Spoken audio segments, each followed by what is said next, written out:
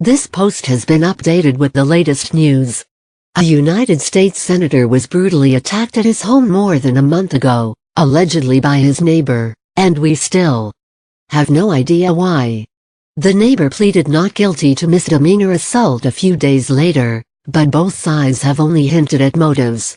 It's hard to overstate just how weird this story is, and how weirder it keeps getting.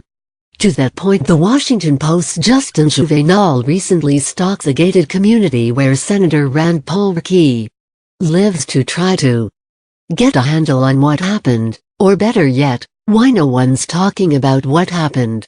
He got the first public, direct comment from one of the principals in this case about what happened. The lawyer for Paul's neighbor, Rene Boucher, said that Boucher attacked Paul over long simmering disagreements between the two about the care of grass, trees and other landscaping on their adjacent properties in an exclusive gated community. An entrance to the River Green gated community in Bowling Green, Key. Luke Sharrett for the Washington Post. Bowling Green, so that settles it. Paul got attacked by his neighbor about landscaping. Not so fast. Paul's side has gone out of their way to suggest the attack was political, though they haven't elaborated. Here's what little we know, and all the things we still don't know about why and how Paul got attacked, and what could come of it. What's not in dispute: 1. His injuries were serious. We already knew Paul broke at least 6 ribs. Paul's wife, Kelly, wrote in a November 22 op-ed in CNN that 3 of those ribs were displaced, that he has fluid buildup between the lung and the chest, and he was recently diagnosed with pneumonia as a complication of his damaged lung. Since November 3, my husband, Rand Paul, has not taken a single breath without pain, she wrote. 2. His neighbor was involved. Rene Boucher is a 59-year-old retired anesthesiologist who has lived next to Paul in a manicured, gated community in Bowling Green, Kentucky, for 17 years. A week after the attack, he pleaded not guilty to a misdemeanor assault charge. His lawyer said there was a very regrettable dispute between 2 neighbors over a matter that most people would regard as trivial. His lawyer, Matthew J. Baker, elaborated to the Post that the trivial dispute was about trees, grass and other landscaping. It all stems from maintenance, or lack of it, at these 2 neighboring properties. 3. Paul and his neighbor weren't on good terms. Paul and his neighbor haven't talked in 10 years, other than a casual wave from the car, according to Paul's wife. Boucher's attorney also told the Post that the neighbors didn't speak. Baker, Boucher's attorney, said Paul and his client had stopped speaking for a number of years because of these landscaping issues. He described the silence as a cold war of sorts. Rene Boucher, center, appears in court for an arraignment hearing with his attorney Matt Baker, left, on November 9. Austin and the Night Daily News via AP. What we still don't know: 1. The real motive behind the attack. Paul's neighbor is a registered Democrat, but his lawyer was quick to characterize the attack as unequivocally not about politics. Paul's camp has insinuated, but hasn't outright said, this was about politics.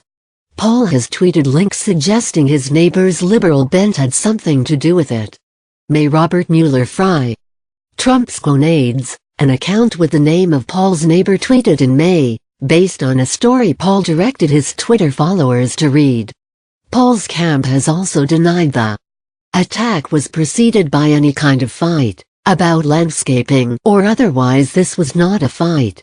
It was a blindside, violent attack by a disturbed person, Paul's staffer, Doug Stafford, told reporters.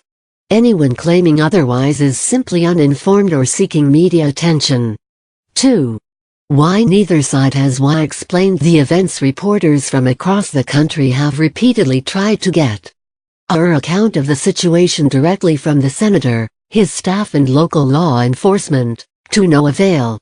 Nearly 3 weeks after, Paul's camp finally spoke out about how they saw the attack unfold, but they didn't share why they think Paul got attacked. In a CNN op and in a Fox News interview, Paul and his wife said it came out of nowhere from a man they hadn't talked to in a decade. Paul suggested why it happened didn't matter. I guess to me the bottom line is it isn't so important. If someone mugs you, is it really justified for any reason? Paul said on Fox News. 3. Why Paul's wife is offering up new information now. Paul's wife seems driven to lift the curtain on what happened because she feels Paul has been maligned by news outlets she says have delighted in hateful headlines like "Not a Perfect Neighbor," and concocting theories about an ongoing dispute, based on nothing more than speculation from an attention-seeking person with no knowledge of anything to do with us. 4. Whether Paul will press more charges. Paul's neighbor's attorney told reporters that Paul has retained a personal injury lawyer. One of Paul's advisors has said this case is also being handled by federal authorities, but there's no indication yet that Boucher will face federal charges. And if authorities believe is a politically motivated attack and he is found guilty, Boucher could also face much more prison time, up to 8 years as opposed to up to 1 year for a misdemeanor assault charge, as Brandon G. and Ed O'Keefe report.